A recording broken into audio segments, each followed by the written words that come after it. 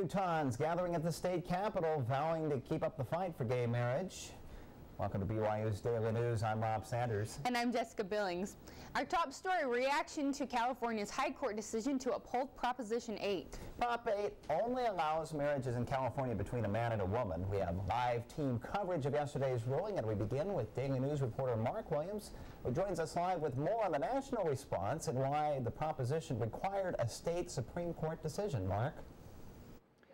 Last November, voters in California decided for the second time that only marriages between man and woman would be recognized in the state. Shortly after, numerous groups unhappy with the decision filed lawsuits with the state Supreme Court, questioning the constitutionality of the measure. 6 months later, they finally got an answer.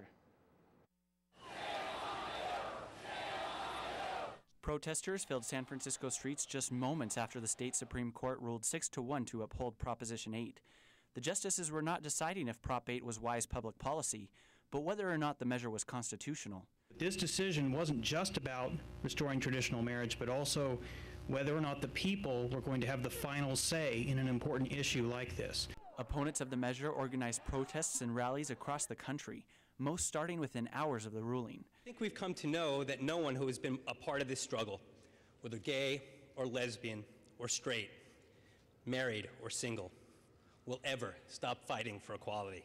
Proposition 8 overturned a state Supreme Court ruling from last May that allowed same-sex marriage. Between last May and November, 18,000 couples married. Although the High Court decided those marriages will still stand, Prop 8 opponents vow to continue to fight. The final decisive round won't be won in the legal arena. It will be won in the electoral arena. Advocates of the Prop 8 campaign are happy with the Supreme Court decision because it follows the will of the people.